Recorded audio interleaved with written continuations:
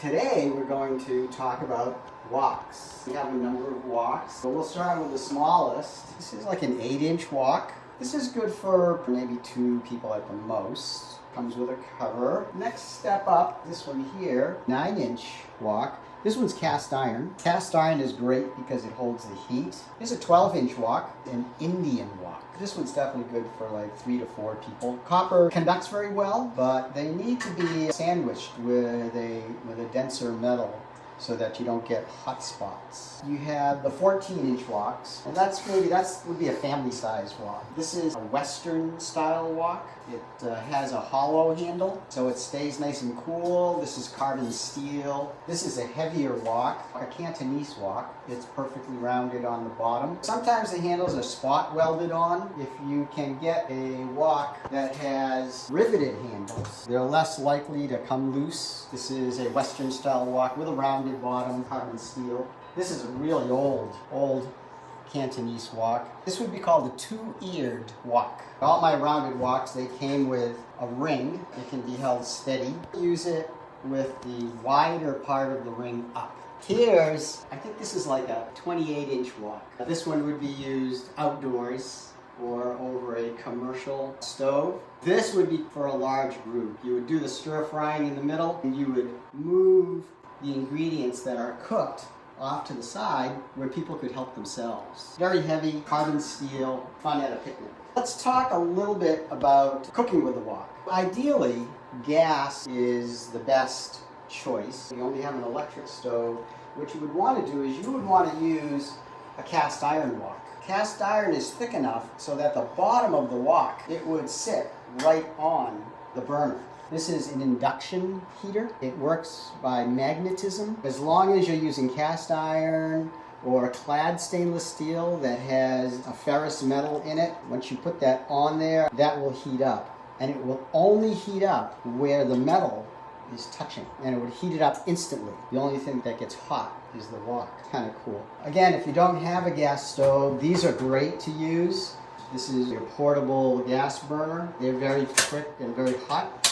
Just like that. I don't know if you can still find them, but a while back I found an electric burner designed for a wok. You can plug this right in. You can use flat-bottomed woks. You're going to need more oil. With the round-bottomed wok, you can use very little oil because the bottom actually comes to a point. Let's pretend that you got a wok at the store. You want to season it. You always want to season your wok. So what you'll do, put in just a touch of oil into the wok. You just want to be able to lightly coat the wok. And we'll just paint that right on.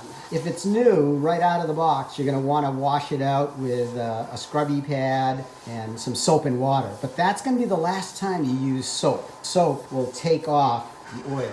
And we'll wipe the other side as well. We're going to put this upside down in the oven at 350 degrees, and we're going to bake it basically. We're going to bake the oil onto the wok. If you have wooden parts that you can't take off, take a wet paper towel, wrap the wet paper towel right around that wooden handle, wrap the wooden handle with foil.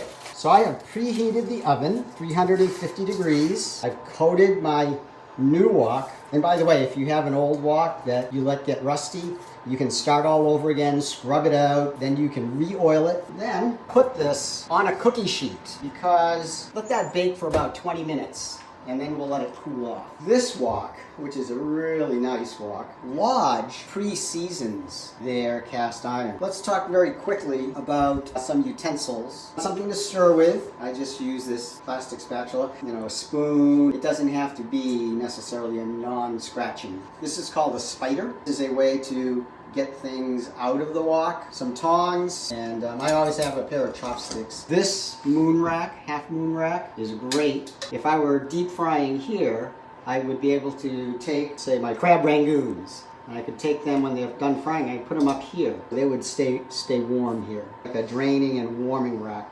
This is a steaming rack. Steam dumplings or steaming fish, wok cover. If you have a choice, get a domed one. Here's another type of steamer. You've probably seen these, it's a folding steamer. This would allow you to use different size pots and pans. Remember, your best choice would be carbon steel. or a cast iron. If I really could only have one wok, it would be the cast iron wok. The basic rule in cooking with a wok: hot wok, cool oil, not cold oil, but cool oil. Heat your wok up until it's just starting to smoke. If you don't want to wait for it to smoke, put in maybe a tablespoon of oil. You'll look for that oil to shimmer. I can see that the oil is beginning to move around. We want to flavor our oil. One way to do that is to take aromatics. We're going to put in some onions. And that sizzling noise is what you want.